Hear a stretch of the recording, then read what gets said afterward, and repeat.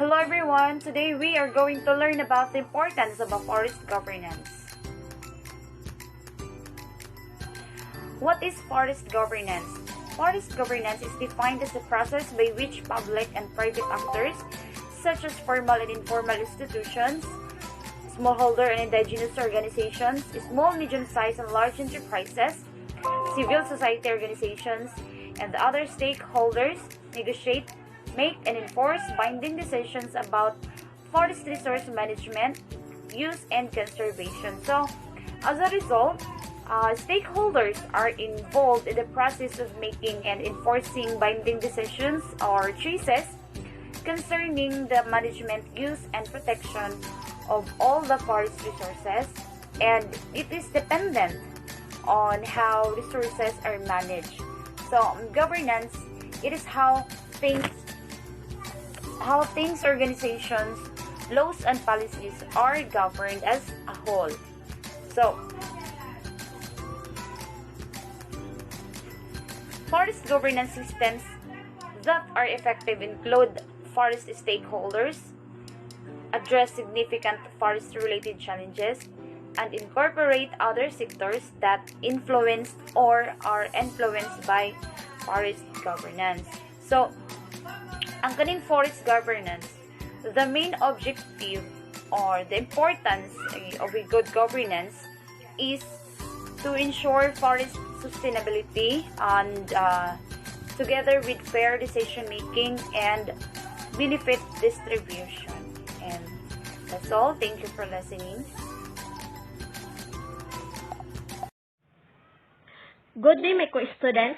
I am your next reporter, and the next slide is what makes forest governance good.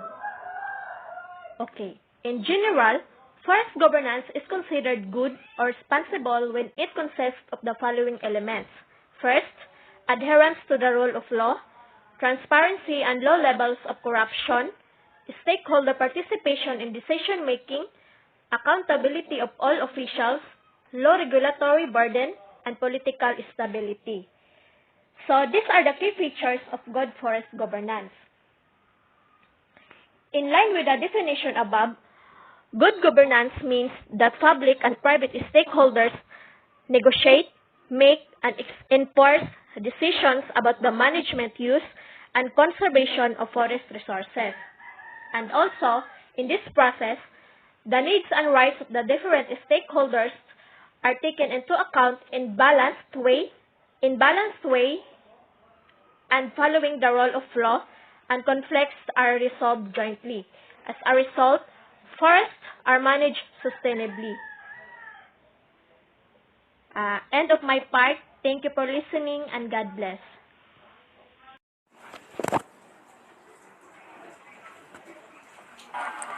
Before I start, my name is Alisa Baleli and this is the topic that's been assigned to me. 3 core pillars of forest governance.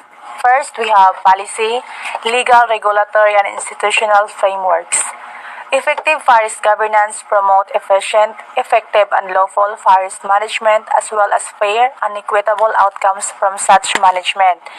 It also provides a clear and coherent system that facilitates the sustainable management and use of forest resources. A good forest policy provides a long-term vision for the forest sectors. So, effective laws help put forest policy into practice, and it is widely accepted that effective forest governance is founded on forest policies and laws that promote efficient, effective, and lawful forest management as well as fair and equitable outcomes from such management. For example, forest policies and regulations should set clear, consistent rules about who owns, benefits from forest and tree resources, as well as the profits generated by them. Where there are conflicting or contradicting traditional and statutory laws on forest ownership and benefits distribution, clarity is extremely important. Appropriate institutional procedures should be in place to enable for periodic reviews and adaptation of policies and laws in light of changing conditions. Second, we have planning and decision-making processes. So, in planning and decision-making processes, stakeholder participation, transparency and accountability, and stakeholders' capacity and action are all important for good forest governance, such as women, indigenous people, youth, and the elderly are able to participate in these processes is especially important.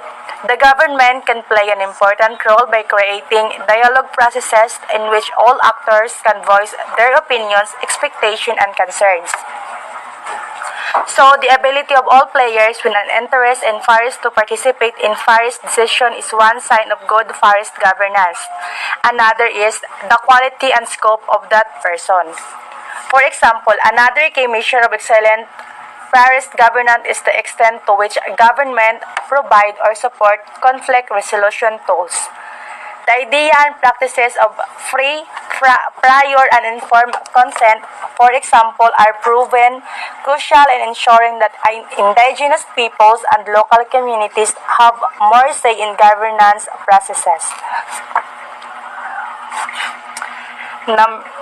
Third, we have implementation, enforcement, and compliance. Compliance is likely to be low if enforcement is lacking, and strict law enforcement does not always contribute to legal and sustainable forestry. It's because law enforcement and compliance are two linked aspects of good forest governance.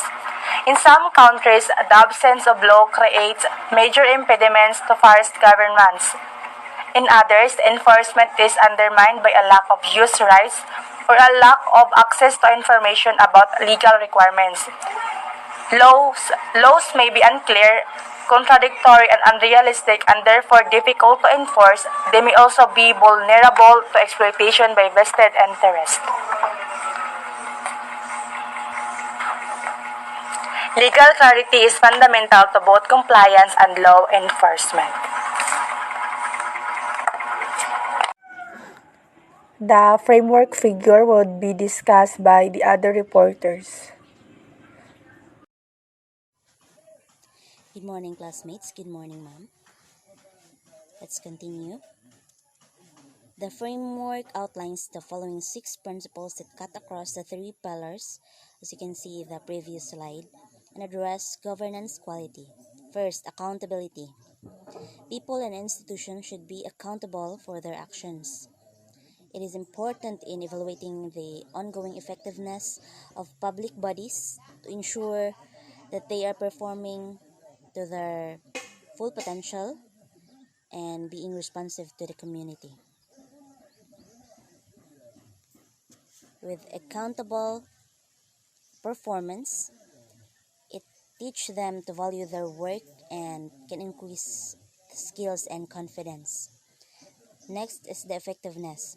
Governance mechanisms should achieve the ends they are intended to achieve.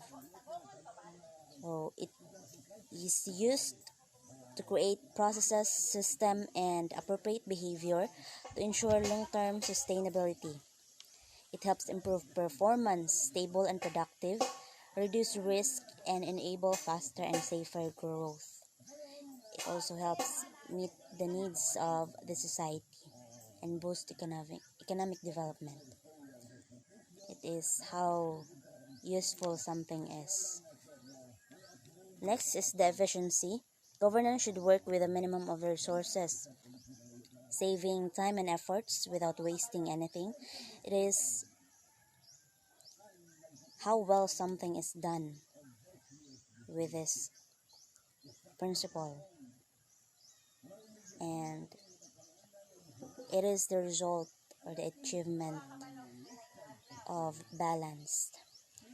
That's all for my part. Thank you and God bless. Hi everyone, this is my topic, the continuation of our report, the importance of forest governance. Each of the 3 pillars is discovered in greater detail along with advice on the responsibility of forest managers. First is policy. Legal, regulatory, and institutional frameworks. It is commonly acknowledged that Effective forest governance is built on forest policies and legislation that encourage efficient, effective, and lawful forest management, as well as fair and equitable outcomes from such management. As we can see, forest policy is very important. It is efficient, effective, and lawful forest management. It is the way to stop the negativities happened alarming today to our forest. Effective forest policies and legislation establish a clear and consistent framework for the sustainable management and use of forest resources.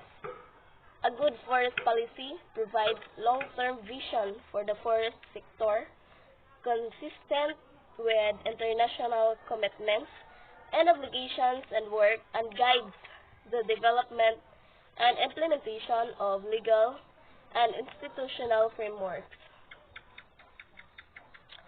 Appropriate institutional mechanism should be put in place to allow the periodic review of policies and laws and adaptation in light of changing circumstances. A good forest policy is helped to maintain healthy forest ecosystem and improving our quality of life. The forest policy is very good to the country, just does not have the resources, the description of the expected long-term vision or impact. And that's all of my topic. Thank you for listening. Planning and decision-making process, stakeholder participation, transparency, accountability, and stakeholder capacity and action are all important for good forest governance. An indicator of good forest governance is the extent to which all actors with interest in forests are able to participate in decision about forests. Another indicator is the quality and nature of that participation. Another key measure of excellent forest governance is the extent to which governments provide or support conflict resolution tools. The ideas and techniques of prior and informed consent. For example, approving useful in ensuring that indigenous peoples and local communities have a bigger say in governance process. Good forest governance necessitates stakeholder participation, transparency, and accountability, as well as stakeholder capability and action. The extent to which all actors with an interest in forests in forests in forests are able to engage in forestation is one measure of a good forest governance. Another indicator is the quality and scope of that participation. The extent to which governments supply or support the dispute resolution mechanism is another important indicator of a good forest governance. For example, the concept and procedures of free, prior, and informed consent had been shown to be effective in ensuring that indigenous peoples and local communities have a greater say in governance process. And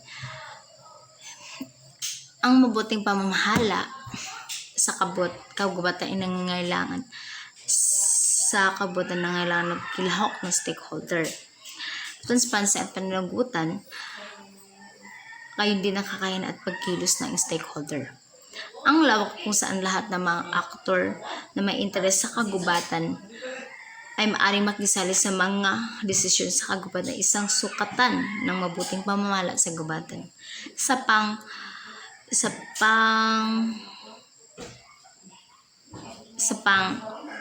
tagapaghiwatid ay ang kalidad at sa kalawang ng paglahok na iyon.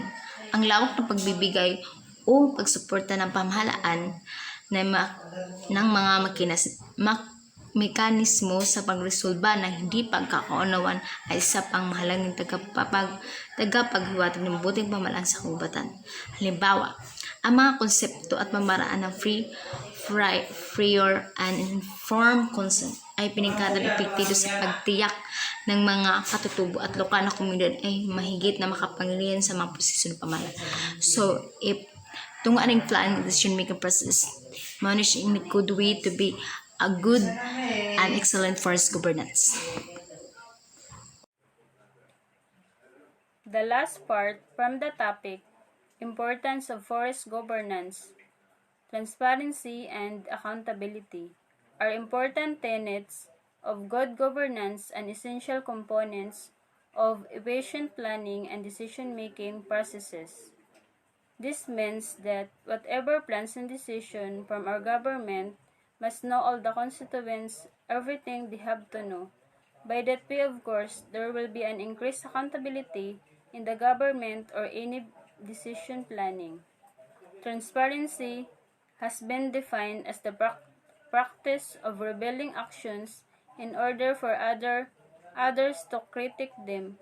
Transparency characteristics include information's comprehensiveness, timeliness, availability, and comprehensibility, as well as the proactiveness of efforts to notify affected people.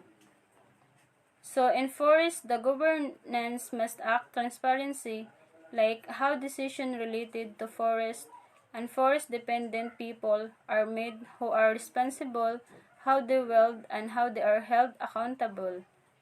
It encompasses decision-making processes. In addition to a good governance that act transparency, so by time to time, people know the truth and only the truth.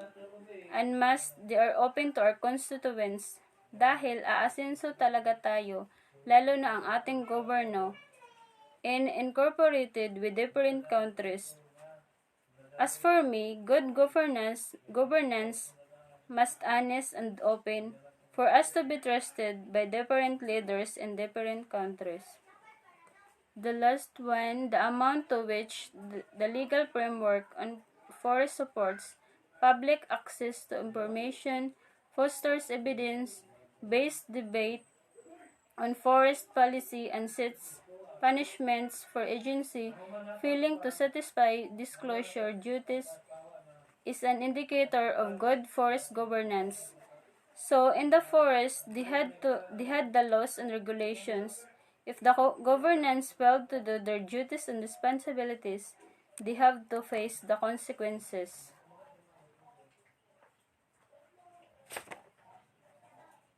And that's all, guys. Thank you.